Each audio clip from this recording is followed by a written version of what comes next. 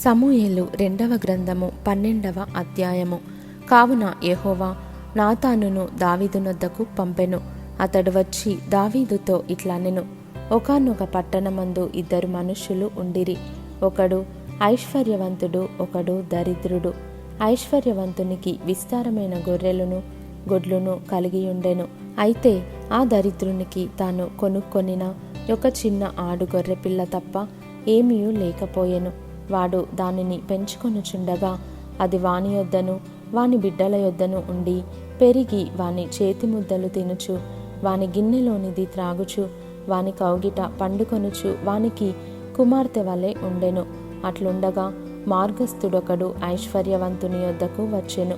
అతడు తన యొద్దకు వచ్చిన మార్గస్థునికి ఆయత్తము చేయుటకు తన గొర్రెలలో గాని గొడ్లలో గాని దేనిని ముట్టనొల్లక ఆ దరిద్రుని గొర్రెపిల్లను పట్టుకొని తన యొద్దకు వచ్చిన వానికి ఆయత్తము చేసెను. దావీదు ఈ మాట విని ఆ మనుష్యుని మీద బహుగా కోపించుకొని, యెహోవా జీవముతోడు నిశ్చయముగా ఈ కార్యము చేసినవాడు మరణపాత్రుడు. వాడు కనికరము లేక ఈ కార్యము చేసెను గనుక ఆ గొర్రెపిల్లకు ప్రతిగా 4 గొర్రెపిల్లలనియ్యవలెనని నాతానుతో అనెను. నాతాను దావీదును చూచి, ఆ మనుష్యుడవు నీవే, ఇశ్రాయేలీయుల దేవుడైన యెహోవా సెలవిచ్చినదేమనగా, ఇశ్రాయేలీయుల మీద నేను నిన్ను రాజుగా పట్టాభిషేకము చేసి సౌలు చేతిలో నుండి నిన్ను విడిపించి నీ యజమానుని నగరిని నీకు అనుగ్రహించి నీ యజమానుని స్త్రీలను నీ కౌగిట చేర్చి ఇశ్రాయేలు వారిని యూదా వారిని నీకు అప్పగించి తిని, ఇది చాలదని నీవనుకొనిన ఎడల నేను మరి ఎక్కువగా నీకిచ్చి ఉందును. నీవు యెహోవా మాటను తృణీకరించి ఆయన దృష్టికి చెడుతనము చేసితివేమి? హిత్తీయుడగు ఊరియాను కత్తిచేత చంపించి అతని భార్యను నీకు భార్య యగునట్లుగా నీవు పట్టుకొని ఉన్నావు. అమ్మోనీయుల చేత నీవతని చంపించితివి కదా. నీవు నన్ను లక్ష్యము చేయక హిత్తీయుడగు ఊరియా భార్యను నీకు భార్య యగునట్లు తీసుకొనినందున నీ ఇంటి వారికి సదాకాలము యుద్ధము కలుగును. నా మాట ఆలకించుము. యెహోవానగు నేను సెలవిచ్చినదేమనగా, నీ ఇంటి వారి మూలముననే నేను నీకు అపాయము పుట్టింతును. నీవు చూచుచుండగా నేను నీ భార్యలను తీసి నీ చేరువ వానికి అప్పగించెదను. పగటియందు వాడు వారితో శయనించును. నీవు ఈ కార్యము రహస్యముగా చేసితివి గాని ఇశ్రాయేలీయులందరూ చూచుచుండగా పగటియందే నేను చెప్పిన దానిని చేయింతును అనెను. నేను పాపము చేసి తినని దావీదు నాతానుతో అనగా, నాతాను నీవు చావకుండునట్లు యెహోవా నీ పాపమును పరిహరించెను.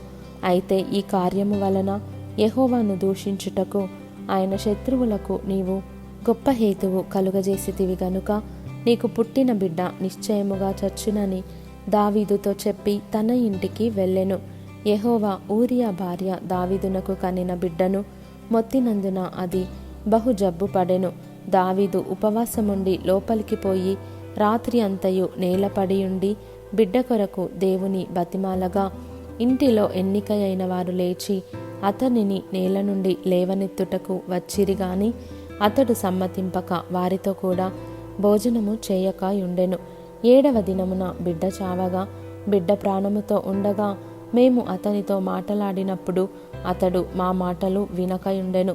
ఇప్పుడు బిడ్డ చనిపోయెనని మనము అతనితో చెప్పిన ఎడల తనకు తాను హాని చేసుకొనునేమో అనుకొని దావీదు సేవకులు బిడ్డ చనిపోయెనని సంగతి అతనితో చెప్ప వెరచిరి.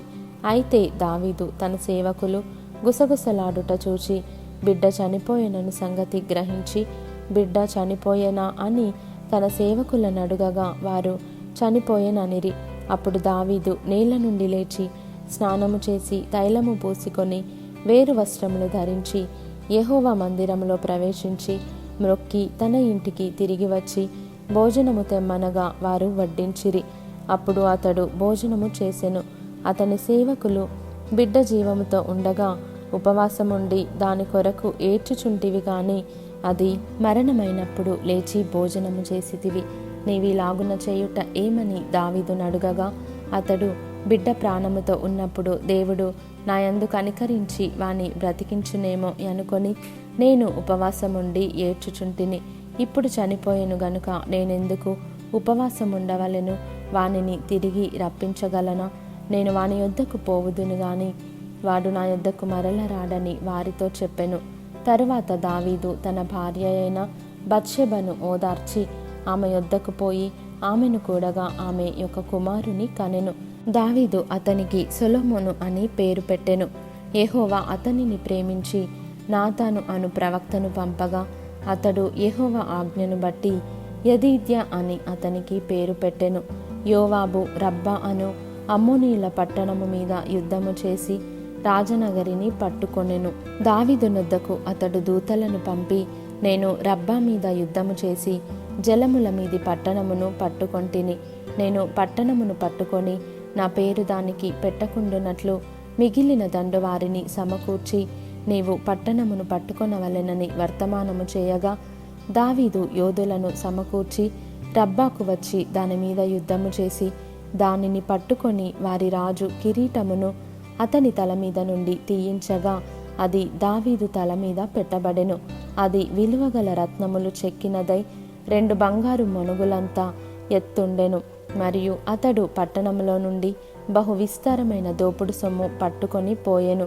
పట్టణములో ఉన్నవారిని బయటికి తెప్పించి రంపముల చేతను పదునుగల ఇనుప పనిముట్ల చేతను ఇనుప గొడ్డన్ల చేతను వారిని తుత్తునియలుగా చేయించి వారిని ఇటుక ఆవములో వేసెను. అమ్మోనీయుల పట్టణములన్నిటికీ అతడు ఈలాగు చేసెను. ఆ తరువాత దావీదును జనులందరూ తిరిగి యెరూషలేమునకు వచ్చిరి.